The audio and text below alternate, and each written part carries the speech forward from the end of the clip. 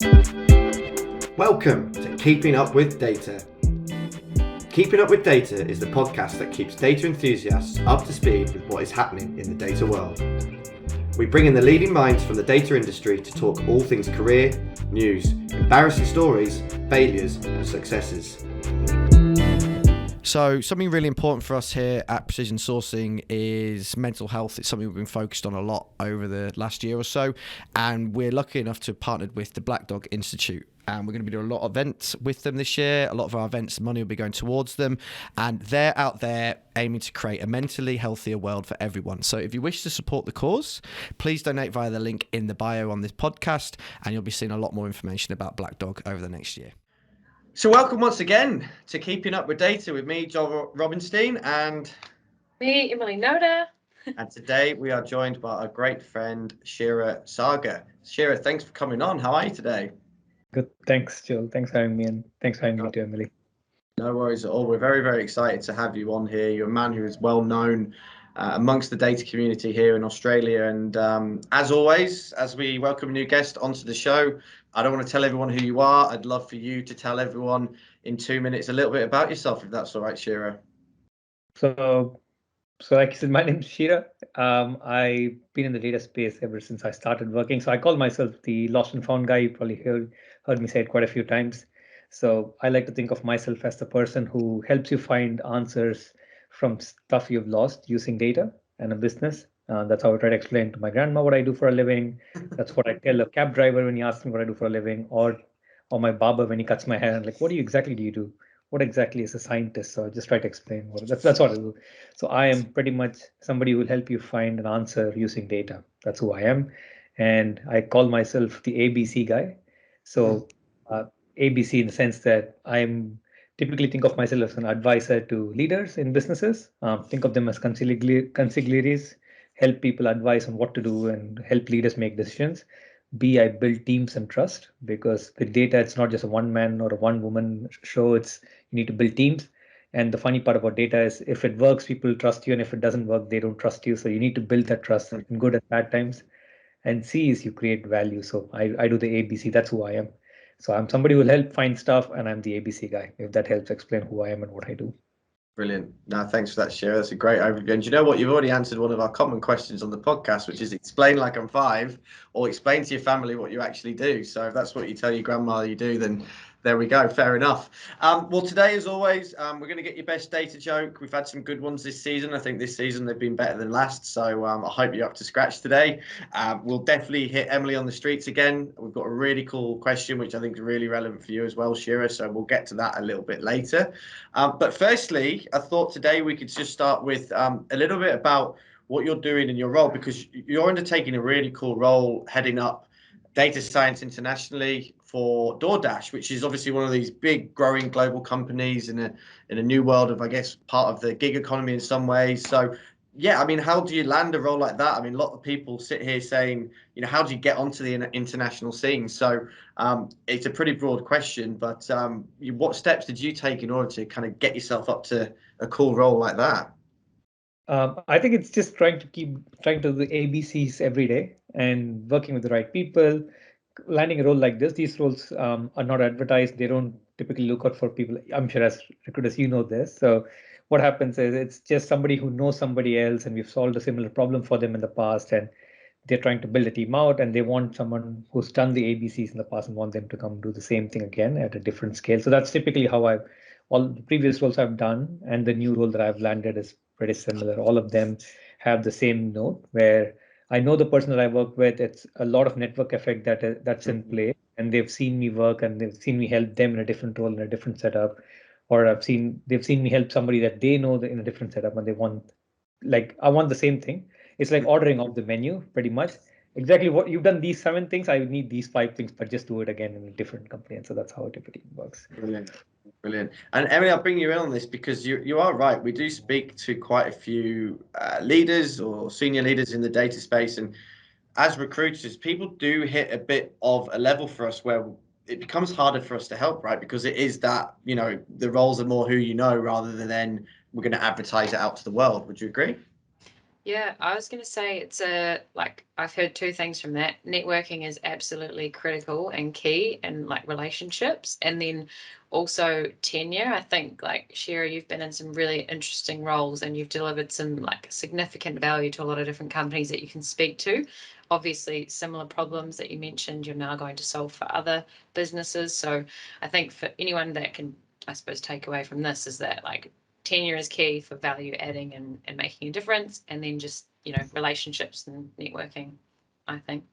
100%. Yeah, the relationship doesn't stop just because you finish a project for someone, right? You need to be able to kind of keep those lines of communication open. And I mean, I've been in data 11 years now, and it's, you never know when someone from 8 years ago is going to pop back up into your life again. So going back even further than Kshira, so you mentioned to us before that you've been in data since day one. So a few of the people we've had on the podcast, they've found their way into the data world, but it sounds like you had a lightning rod moment quite early that data was the career for you. Is that right? Yes, it's funny enough. This is a story I often recount. I really didn't, it's given it's closer to Valentine's Day and stuff. I fell into data, just like how you fall in love.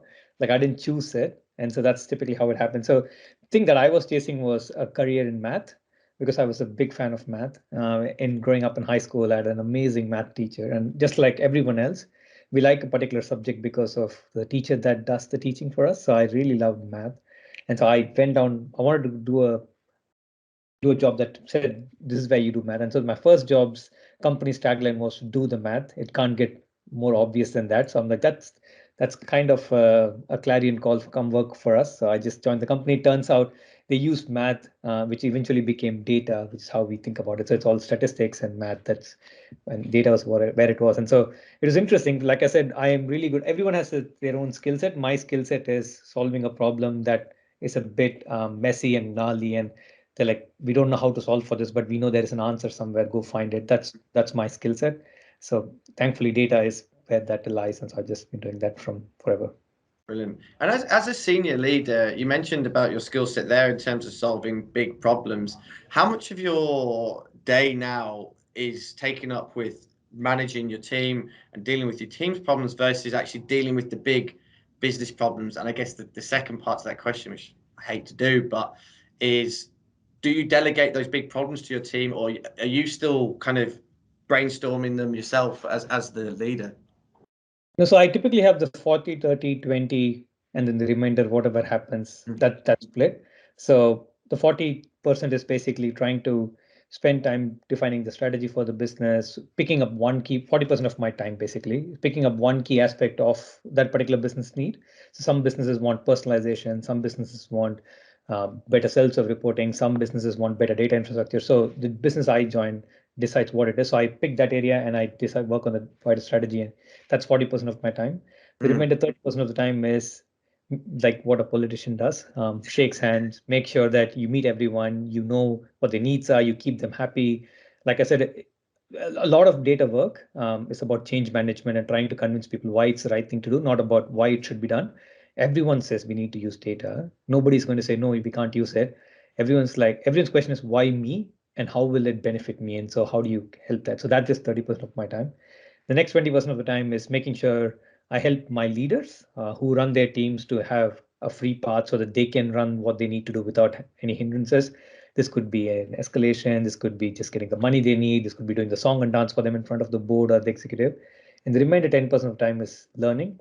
Because if I don't learn in my role, even whatever I do, if I don't learn a new skill, I feel like in 5 years' time or in data world in 2 years' time, I'd be as irrelevant as a piece of paper because just be like, I don't know anything. So it's funny when I speak with my team says they're jealous that I've done more LinkedIn courses than they have.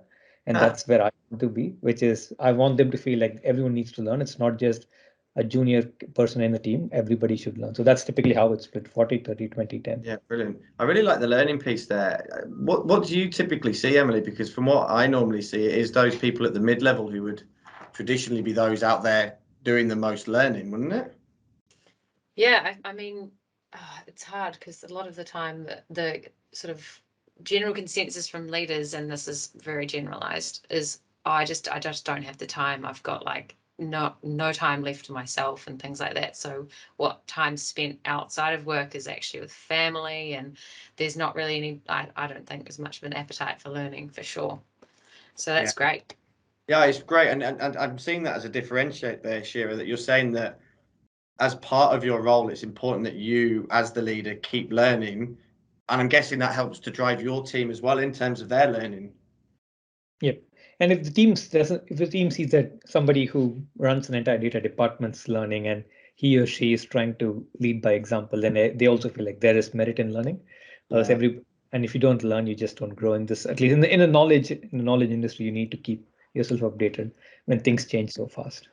And what do you offer your team in that sense? So a lot of the conversations Emily and I have at the minute are, okay, well, what added benefits are there if I join a new business? What do they do? Will they support my learning? Do you build in learning plans into your team's day-to-day? Do you see that offering perhaps an allowance for learning is something that some businesses that you've worked in have done? I'd just be interested to see what you've seen along the way. So we typically have what I call leaps for everybody. So I love a good acronym. One of the fields that I should have chosen is being in the marketing field, but LEAP stands for your learning and enablement action plan. So think of this as your quarterly or half yearly or annual career plan that for the whole year the team comes up with. And as the phrase says, it's a leap, learning and enablement. So what we do is we ask the teams where they want to be in 1 year's time or in 6 months' time. And that's based off where they want to be in 2 years, whatever. It is a longer conversation. And then we break it down into 5 parts that they need to do. One is they want to pick up a new skill and they want to work on a particular project. They want to learn some So there are 5 points, or they want to build their profile and be more well known publicly and stuff like that. So when those 5 objectives are there, and it's only always 5, then it's tied to. So if you have to do this, is there something you need to learn to do this? Which is if you have to build a project, you need to learn, say, for example, segmentation and k-means, stuff like that. Then here we already have data camp or LinkedIn learning. Do this course. It's as tangible as that. Or if it's something around, I want visibility at this level, then it's an enablement plan. So, okay, I or the manager will make sure that we provide you the right opportunity in the right forum to do it. So the idea is for the team member, however senior or junior, to come to us and say, you promised these, whatever, 5, 10 things for us. Where is it and why is it not happened? And therefore, it's not about, oh, we've forgotten it 3 months from now or 6 months from now. It's about having the continuous conversation, because a lot of companies are moving away from annual assessments to what they call the continuous conversation framework, which is great. But the sad part is those continuous conversations don't have a structure. And so be anything. It's just shooting the breeze for half an hour is not a continuous conversation unless you have a tangible document to go back to. That's why assessments work so well in the past, because you had a standard structure, you know if you're doing well. And so trying to bring that back and bring it back in the form of learning and enablement is what we do. And so that's something that we offer candidates potentially turning up for the interviews is, yes, you get to solve problems. Yes, you get work with cool technology, but also that added part is it'll be high touch in the form that we'll make sure that your career grows with us and you have the right ecosystem. Yeah, it's one of the things that we always say to people to look out for in a good business, because, as I'm sure you can understand, I'm sure you've seen along the way, we speak to data scientists who want to be data engineers or data analysts who want to be a data scientist. And we often say to people the easiest way to traverse into a new career is to be in the right team, the right environment who support that learning in the long run. Because at the end of the day, we know in the data industry, 2.5 years, 3 years in a role is pretty standard, right? So if you can help someone get to that next stage of growth that they need in their career and help them stay in the business, for that long a time, then you're actually winning on all sides. So it's great to hear that you really push that learning piece within your team, because I think, as Emily said, so many people just get so bogged down in, I need to deliver this right now. Suddenly 12 months from now, they're burnt out and doing the same thing over and over again. So yeah, I mean, we're big advocates for people putting in learning plans. So it's great to hear that you're doing that as well. All right, so let's move on a little bit from that. And I think something really relevant for us at the minute, we've just finished our data talent survey this year. So we've got a lot of data now on, what people are doing in terms of attraction and retention within their teams. Are there any key tips? And I'm sorry, this isn't one of the questions that we prepped you on, but I thought I'd throw it at you. You're obviously someone who's built a lot of data teams. So any key tips for someone who is embarking on building a team? What kind of resources you use, how you go about that? And I know not every structure will be the same, but just some typical things that you've seen. So I'm a big fan of the two-word answer for everything is it depends. Reason for it depends is it depends on. So I advise a lot of startups trying to build their data team. So if you're a startup trying to build your team, you probably need a lot of generalists trying to wear multiple hats, where the people can play across the spectrum and try to be more of a full stack person and try to help build your teams. That's how I would start. But if you're a more well-defined team, like I've worked for Latitude, which is kind of like a bank or any of those banks, you have discipline-based teams. And so the eventual goal for me always is ideally people who are focused on solving a problem rather than solving a technology.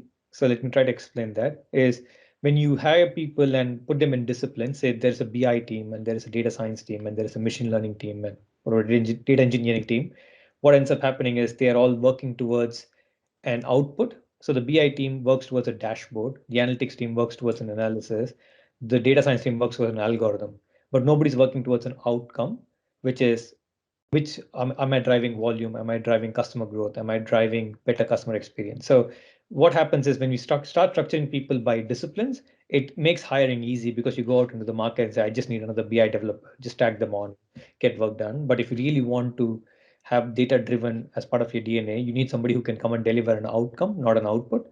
And so we keep pushing for that. So how do you, if you're in very early in the journey, we can get that right in the DNA, start with people who are generalists, and then bring in specialists as needed. But if you're in a bigger setup like I was in, what we do is we let people be in those specialist zones and then slowly start erasing the boundaries and bring people together to a common cause and say, okay, all of you now know have solved different customer problems in different teams. Now, why don't you all come together and solve, be the customer data team, and you be the marketing data team, you be the operations data team, and then suddenly they're solving for a mission and not an output. So outcomes rather than outputs is probably what needs to happen when you build a team, in my view. And then in terms of cost, Emily, obviously Kshira's mentioned there the more generalist person and then the more specialist person. Do you see that there's a difference in salaries or cost of hiring someone in, or is it quite similar for a generalist and a specialist, would you say? Good question. I would say, how do I say this? I mean, the specialist is always more expensive. Like, it's quite simple, really. Like, if you've got a niche skill set, you're in demand, you're gonna want more money, and also typically there's not as many people in that particular vertical. Prime example, data engineering, so hard at the moment. But then generalists, I suppose I would say they're a bit more moldable, so it's a lot easier to like figure out price, but also it's an opportunity for them to be able to learn. Therefore, it's a little bit more of a fluid conversation, I think. Would you agree? Is it one of those things you think that early in your career, perhaps it is good to be a generalist until you find the niche that you do like, or it's not really a way of doing it? I don't know, Kshira, you could answer this. So my suggestion to aspiring professionals that I recommend is be a generalist because you can just you can play in all positions. For example, think of it as a football team or a cricket. You play in all positions. You know which position is your strength, and then you can pick the one that works for you. And if you're in a smaller team, you're playing a small league. You don't need to be like the best quarterback in town because you're just not going to. There's just no need for the best quarterback. You just need to be able to carry water, get the lines marked, bring the uniforms, and also score the touching goal all in one day. Otherwise, you can't be in a small team. You don't have support staff bringing you all of that stuff, right? So that's how I think of it. Being in a sports team, if you're in a smaller team, just get everything done, and then you can always work your way up. And especially a lot of people ask me because I've done this. I've had this career progression where I've worked in a team. I've taken care of teams. I've taken care of departments. How do you do this? And I tell them the way I've done it is I've played on all of those lines, and then I can have an honest conversation and a sensible, logical conversation with somebody who's in a data engineering team, the same way I can have with a machine learning engineer or with a BI developer. So you don't feel like they're talking to somebody who does not understand how data works, because that's how disparate they are. So having that working understanding of all of them is a really good aspect in this day and age. Is my view. Yeah, that's great advice for someone who's aspiring to be a senior leader there within data, right? That you can touch on each part of it. You're not specialized in one specific area, which can obviously pigeonhole you. Salaries have increased a lot, as I'm sure you know. Kshira is kind of higher this year. In fact, we've seen it around 21% increase across the board in salaries, which is a lot in a year. Do you think that data people are now, I guess, being paid fairly and correctly, as aligned with their worth? do you think there's still room for growth with salaries? Like where do you see the market in that sense from your side of things? So yeah, I think my answer to that would be, is it fair? It's fair, yes, and it's fair, no. So it's a yes and no, and let me try to clarify that, right? Yes, on some aspects of the data careers, so for example, data engineers or data scientists, are paid much above market average, and I think it's fair because of the value they bring. But there are also people like BI developers, I'm sure you work with, or with analysts or data analysts and product analysts. You look at in the same team, in the same setup, there'd be like a huge spectrum. And it's not that they don't add value, it's just that what they've been doing for a while. So people take them for granted. There's so many of them available. It's one of those Bitcoin effects where just because it's rare, it's people pay more for it. And I tend to think that's not how you value someone. You value someone based on what she brings to the table and what they bring to the table. And so that's my point of view. And so I find that in my travels, I've seen people who are in BI teams, people who are in analytics teams are paid like much lower than what a data engineer pulls or what somebody else pulls. So everybody thinks now that's where they need to be, and that's not necessarily true. If your skill set is in building dashboards and in doing analysis, you need to be rewarded the right way for the value that you bring, and it's no less than bringing data in through a data engineering pipeline. That's my point of view. It's a really good point. It's a very, I know we've chatted about this a bit as well, Emily. It's a very interesting conversation because there's two opposing ways of thinking in terms of salaries, because I guess there's kind of part of what you're saying where you're saying in order to treat everyone the same, you've got to treat them differently. So just because you're a BI developer with 5 years experience doesn't mean you're bringing the same value as a BI developer over here with 5 years experience. That person might be performing at a really high level and delivering amazing value. So the logical thing to do would be to then obviously pay this person over here a higher salary because of the value that they're bringing. But obviously a lot of businesses get stuck in there. Well, this is our banding for this level of person, no matter what they bring. And then that hamstrings you. But then the first option is a much more difficult way of managing people, because as soon as that person over here finds out, it's often very hard to have that conversation with that person, say, well, you unfortunately just, even though you've got the same amount of experience, this person in essence is just better at their job than you. So I don't think there's a right or a wrong way of doing it. And I know, Emily, you obviously have a lot of conversations with your clients that it's probably a 50-50 split in how certain companies do it, right? Yeah, I mean, it's all over the place. You can, like, it's sort of like what Kshira said, yes and no. Like, it's just it's everywhere. Like, you can't pinpoint it. So yeah, it's a big frustration for a lot of people in leadership positions within data that we speak to as to how to manage that. You know, do we pay people based on value? Do we pay them in bands? And also, I guess the most annoying thing that everyone gets annoyed about is when data salaries get banded the same as maybe other roles within like an IT division, and they're completely unrelated. Have you ever worked anywhere that they've tried to do that, Kshira? Yeah, and that's something that's a bit upsetting, because what you've done is you've created an artificial constraint, a band where people are. And so to change one, you have to change the entire thing, and there's a lot of inertia to change that, so it becomes hard. And these are really smart people who are just being hunted out in the market, where they're going to be given 30, 40, 50% increment over what they have. And they're not going to say no. They're not going to stay out of a misplaced sense of loyalty. So the only way to maintain good talent is to treat them, I believe, for the value they bring, rather than an artificial banding that we've created in-house. So that's exactly. And you kind of limiting yourself in terms of their potential in a way, because how do you motivate someone by saying, well, if you work really hard and you deliver your best value, you will get a 5% increase until our next band next year, rather than, like you said, just going, well, I could get 40% down the road. Like, why am I working towards this arbitrary, number?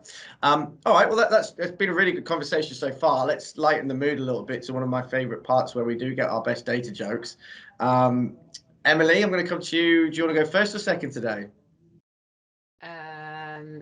I'll go second this time. I can go second. Okay, cool. Yeah, I always go first. So we've had a couple on this season, Kshira, where one went massively over mine and Emily's heads, from Florence. Although funny, once we realised what it was, it did definitely go over my head. So give it your best shot, give us your best data joke, and then hopefully you get yourself a laugh. So have you heard of, I'm not sure if you've heard of this joke before. A statistician, a data person, let's say, had twins. So he had two children, obviously twins. And so he calls up the minister at the church and says, we need to baptize the children. And so the minister says, really, just bring both the children in and we'll baptize them and everything will be great on Sunday. The statistician thinks a minute and says, no, I'm not bringing both of them in. I'll just bring one of them in. The other child will be a control group. That's good. That's one of my favorites. That'd be the best one we've had yet. That's so good. I'm a big fan of a storytelling joke. So I like there was a little, most of the jokes we've had have just been kind of like the one-liners. So that was good, Kshira. I'm very impressed. Right, Em, you've got a lot to live up to now. I would have gone first if I was you. I'm going for a one-liner. Cool. All right. You do know that just under half of all data science jokes are below average, right? Tragic, but I had to do it. That was pretty tragic, to be fair. But well done again for coming up with a new one every week. I'm very impressed.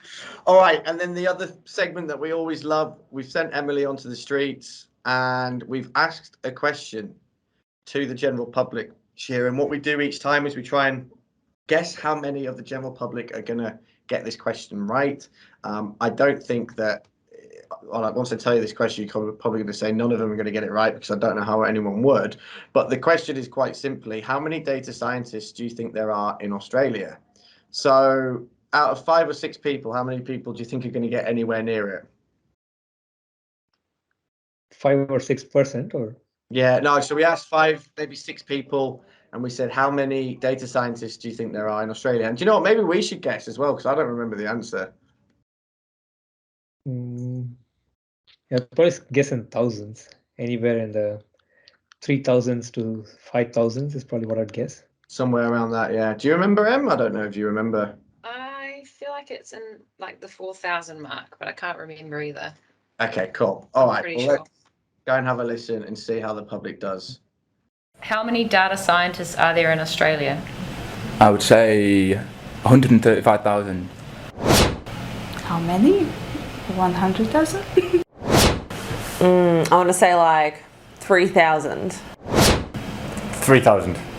Like 20,000? Such a stretch for the first ones. It's ridiculous. Yeah, that was a real. We have no talent shortage.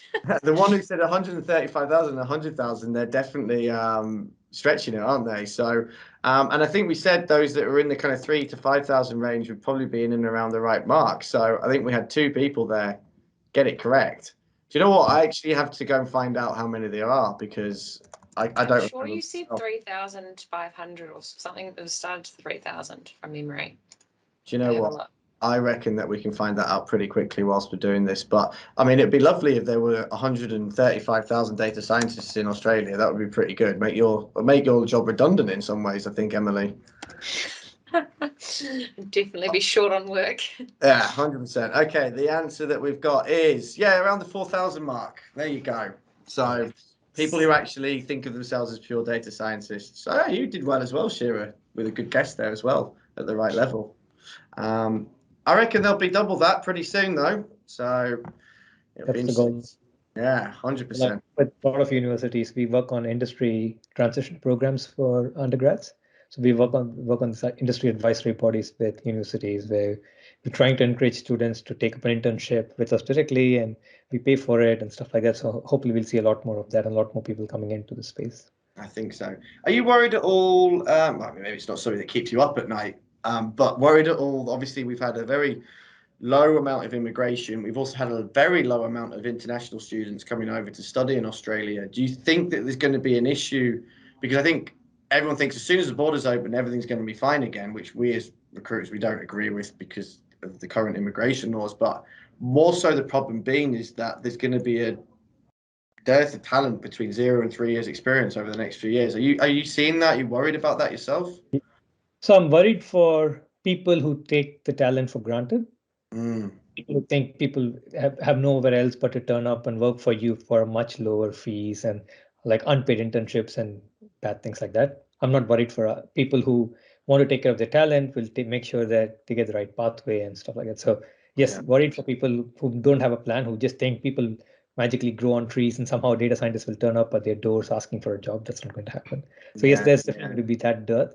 But what's good is I see a lot more programs in the industry where people are trying to change their jobs from other industries into data science. working with a lot of universities because universities now want to offer students an assured path into the industry. So that's happening, but it'll take some time.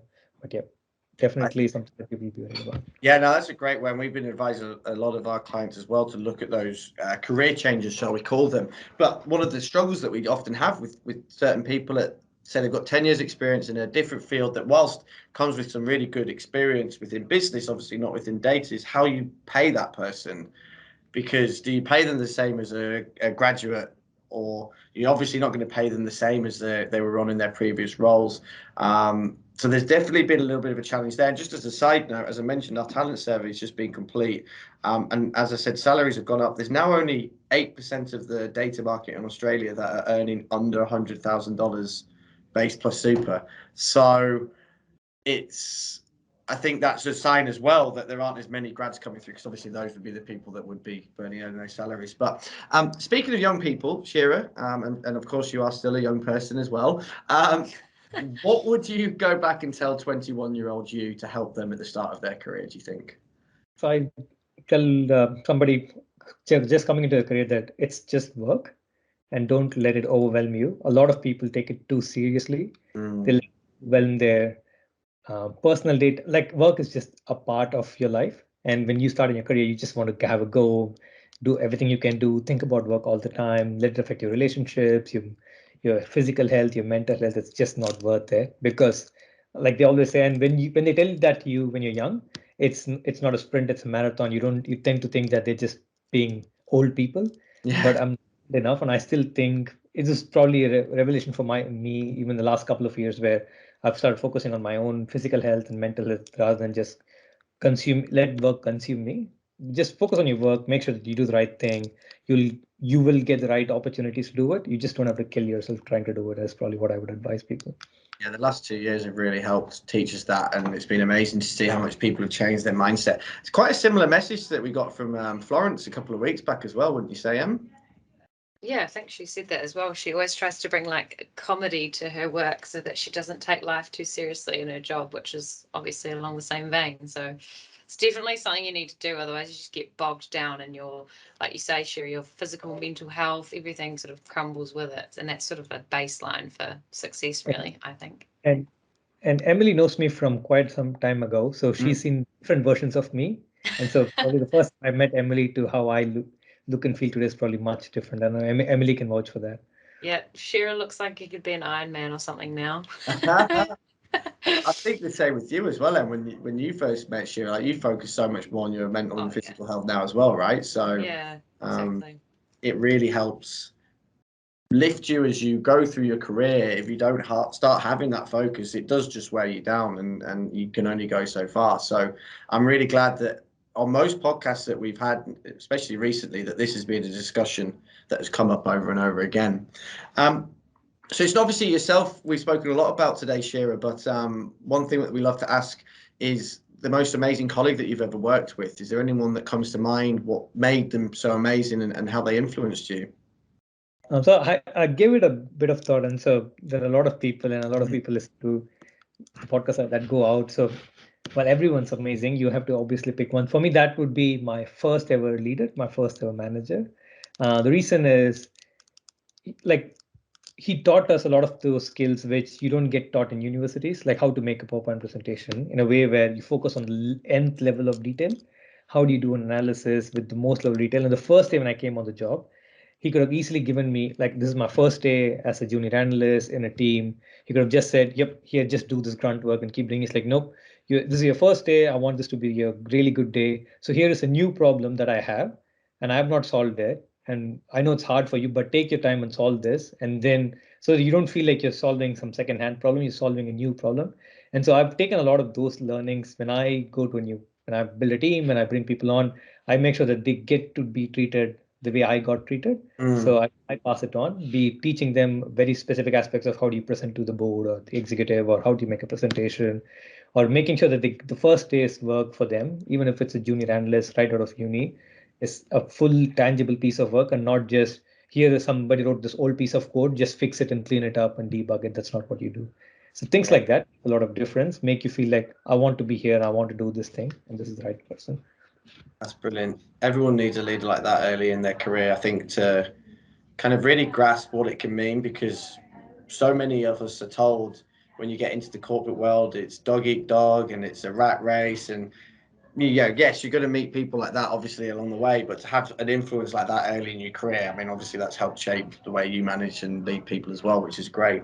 And what about more from a learning side? You obviously mentioned you learn a lot. Are there any books that you've read over the years, whether it's data related or not, that you would recommend to others to read as well? So I know you said one, but I'd probably go be a bit cheeky and give you two. So Of one course. that I really loved was Why We Sleep by Matthew Walker. I'm not sure if you've heard of that Heard book. of that. It's called, yeah. So it talks a lot about why sleep is important, why 8 hours of sleep is important, what happens if you don't sleep for 8 hours. Anybody who knows me knows that I've preached that book enough, that I've changed my lifestyle. I used to be the guy who said 6 hours of sleep is too much, 4 hours is all you need. And I've Wow. changed that to 8 hours. You need to have 8 hours of sleep, and not just any sleep, like the proper sleep. So that's really important. It changed my life literally and numerically. The other book that just specifically about data is Factfulness. It helps you think about by Hans Rosling. So if you read the book called Factfulness by Hans Rosling, there's no age for you to read that book. I've seen my 10-year-old niece read that book and appreciate it. And so if she can read it, if I can read it, I'm sure anybody can read it all across the spectrum. And so that book talks about all the all the biases that we have. So there is a really interesting bias called instinct called the gap instinct, which basically says things are either 0 or 1. It's either good or bad. And so that's how humans are programmed, but it explains why it's not always a 0 and a 1, how it's a spectrum and how we think differently. And so when you look at a number, you automatically go, it goes up or it goes down. And no, you probably have to think a little bit more when you look at a number. And so that book's really good for anybody in the number space or in the data space. Factfulness is a really amazing book. Do you know what? I might get that into the office, because I think this is one of the conversations we have a hell of a lot, isn't it, Emily? Is being comfortable sitting in the grey is what we call it. Is that not every situation can be fixed before it happens. You try and do these catch-all things within a business or within your life that you're always going to be like, well, in this situation, I'm always going to be able to make that decision because X, Y, Z. But in fact, there's so many moving parts to every decision that you make in life, and that most decisions are grey. So, I mean, I know that's something that you've been kind of working on and learning about a little bit as well, Emily, eh? Yeah, it's definitely it's just part of life. Like even at work, you're like, God, there's just so many scenarios where you're like, oh, I wish this was so much easier. Black, white, it'd be so much like clear cut, But like the fact is everything in life is pretty much grey. Your emotions are grey, your relationships will be grey because they're constantly changing and evolving. So yeah, it's just about, I suppose, finding that grappling with the gap that you mentioned. Yeah, which is really cool. And we find as well, whenever we say we do a presentation on a new, as you mentioned, change management, Kshira, it's such a huge piece of what you do. It's such a huge piece of what we do as well. When you try and implement something new, often people focus on that 1% thing that may never happen. They get so fixated on it rather than, the whole big piece that we're looking at. So which leads me into a little bit about presenting your data, presenting the way you do to audiences perhaps who don't understand data. Are there any techniques that you use or any ways of presenting that you found that really work? So I often, my way of approaching these things is through a story. So I always have one or many Zen stories up my sleeve for any single problem. And so I'll not go on and on about storytelling and its virtues. So I'll give you an example and then I'll let you get a sense of what I mean. So we joined a business and probably won't name who they are and what it is. And so they were on this massive journey to migrate. They said, if you don't migrate this to the cloud, this business won't work. It's as simple as that. So move your databases to the cloud. If you don't move to the cloud, we won't be able to catch up with the best of the best. And so that was the image. That was the principle they were given. And so what happens is then these people, I had to go into that business and then convince them that it's not an all or nothing, the same 0 or 1. It's not being on-prem or cloud. There is a gap. And so I can't do the whole spiel about cloud versus not. I didn't want to do that. So I just told them a story. The story goes like this. There is a mayor of a beach town. And so he grew up in the beach town as a kid, and he's become really old, and he's still the mayor of the town. He really loves the town, and the town's famous for its beaches. People would come in for the beaches. what happened is after a long point, because of fracking and drilling and stuff like that, the beach started getting polluted. A lot of shells and dirt and stuff started getting collected on the beaches to the point where the beach became inaccessible. So everybody is like, we can't access the beach anymore. Therefore, the town's losing traffic, the town's losing business, nobody's using the beach. So the mayor said, I am the smart one. I've grown up here. My solution is we cover the whole beach with a velvet carpet. We just cover the beach with the carpet so people will access the beach.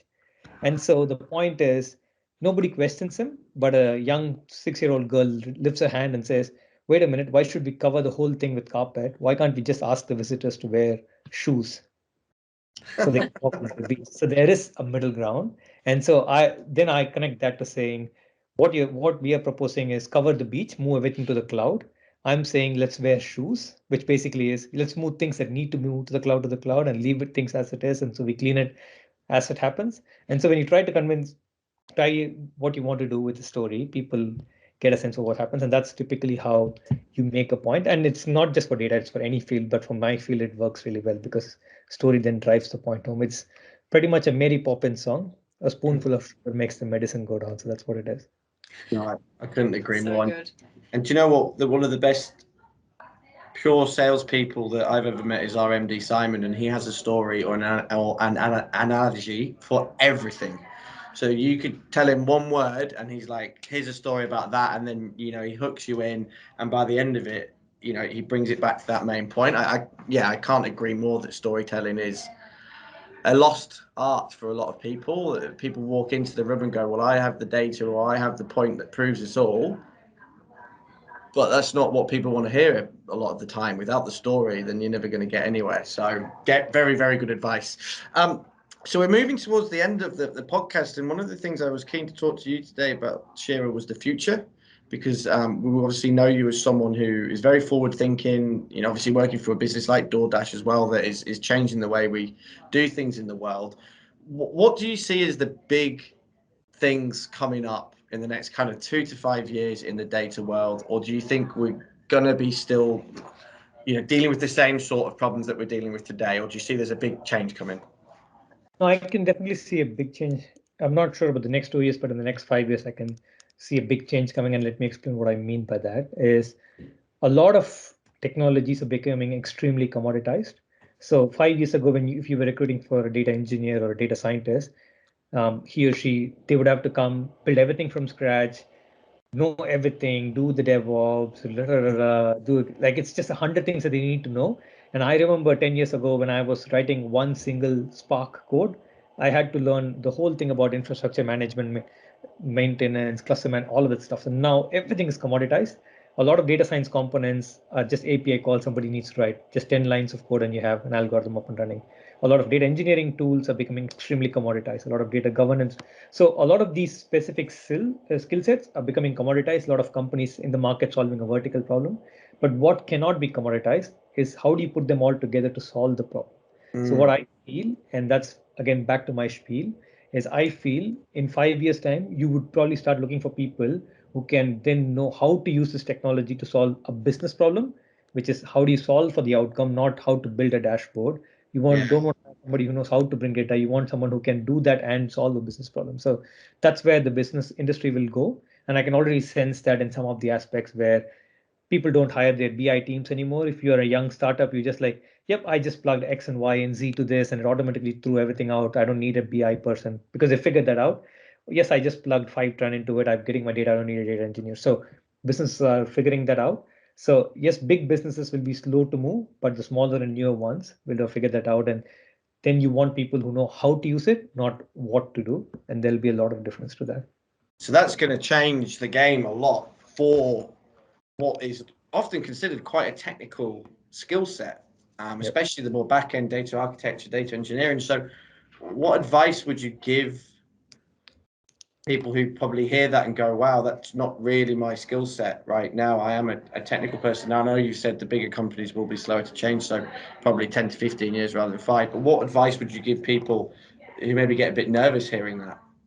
No, so I think I've met different kinds of people. Some people really enjoy being in the details of it, having all the technical know-how and building it from scratch, and the DIY kind of people who love to build their own chairs and dining table kind of people. I'm not saying that's not going to happen. It's just that the industries that they work in and the problems they solve will probably be more outdated or more granular and not something that will give them the intellectual satisfaction that they need. Being in the knowledge space, all you need is an intellectually stimulating problem for you to come get up every day. Yes, the right people is interesting, the right compensation is interesting, but if you don't have the right challenging problems, you're just going to be bored very soon. So you just go from one to the other to the other. And so you won't be solving high impact problems because you're just still trying to, it's like somebody says, no, I will still assemble my desktop computer and then run code, where you can buy the most up-to-date MacBook Pro from an Apple store. Just walk up to an Apple store, buy the MacBook Pro, press 5 buttons, you have the best video ever. But you're like, nope, I will buy a desktop laptop, I'll assemble it, I will get the video software, I'll download it. I'm like, no, why do you waste time? You can do all of that just a click of a button. So that's where it is, right? So the hobbies versus people who really want to deliver value, that's how it's going to be. Yeah, that makes sense. And what about on your side of things, Emily? I mean, I dropped you in it as always on this podcast. What conversations are you having with people of maybe what the next 5 years looks like? Are you hearing similar to what Kshira said there, or anything that you'd add? Dropping me in it. To be honest, I haven't had many conversations. It's been the market's been quite reactive. And so it's not really been like a future thinking. It's more been like, can you help me now? I need this person to build X, Y, Z. So to be honest, I wouldn't add anything more that would add significant value at the moment, but definitely something that companies should maybe be thinking about. So I guess yeah. the key word you just said there was build, right? Which is what Kshira is saying, perhaps in the future, while still being there, won't be as common a problem to do. People are very much, as you said, in that, right, we need this now, we need that build now, which, I mean, I've been seeing myself as well. Yeah, 100%. Okay, brilliant. All right, Kshira, look, we're coming towards the end of it, mate. And at the end of the podcast, we always like to check in with people as to, at the end of the day, it's hard to find talent at the moment, as you know, as well as us. So, some good questions that we like to ask. What if someone's listening to this podcast and they've bought into you a little bit? Why should someone work for you? Why should someone work for your team? What's your kind of sales pitch in a sense as to putting it out there into the market? So I offer people three things, right? One is accessibility, which is they can. So I typically call it, we offer you air to breathe. You need air to breathe, and so the air is one. We offer you accessibility. We let you access the right best learning platforms, the best tools, the best technology, because we work there, and you don't feel like nobody says no. You have the ability to fail fast and feel psychologically safe in that environment. So that's accessibility. Two is intellectual stimulation. So you get to solve some of the coolest problems if you come work for us. And I also give an example of set problems, not just, oh, you solve cool problems. You're like, this problem, and we go into the details, and the people who really care for it, they're like, wow, that's all the detail I need. So the intellectually stimulating problems. And R is they can rely on us. They have a shoulder. They know that they can trust us. We'll take care of their career paths. We'll take care of their growth. We'll take care of their compensation. We'll make sure that they're rewarded the right way. So rewards and recognition, and reliability is what they offer. So that's the three things that we offer. Air is what we offer. One more acronym at the end of the podcast, just to make sure you got it in there, right? Yeah. I love it. Yeah. Well, I've really enjoyed chatting to you today, Kshira, and I'm sure you have as well, Emily. Yeah, it's been so good. I love like how you articulate everything. Like you said, you didn't want to preach about storytelling, but you told us a story. It's not like very common that people do that. So that was awesome. Yeah, and I think you've taught people a lot there, not just about maybe what they need to do about their careers now, but what they could look at in the next few years to stay ahead of the game, which I think is really important in a fast-moving industry. So I really want to thank you once again, Kshira. Is there anything else that you'd like to add before we let you go today? No, thank you so much for the opportunity. And more importantly, thank you for doing this. I know everyone says it, but I mean it when I say, I know you both have a day job and you have other things to worry about, but doing something for the industry and making sure people hear other people's thoughts is a big differentiator. So thank you for doing that. It means a lot to me, and I'm sure it means a lot to people who hear you guys. Oh, that's fantastic. Oh, And I'm that's sure so a lot good. of people will think the same about what you put out there today, Kshira. So what a lovely way to end the podcast today. So thank you once again for listening. As always, everyone, if you've made it all the way to the end, that we hope that you have. And we've got loads more coming up. We've got, I think, about another 8 booked in over the next few weeks for season 2. So we'll be coming back to you once again. And for now, have a good rest of your day.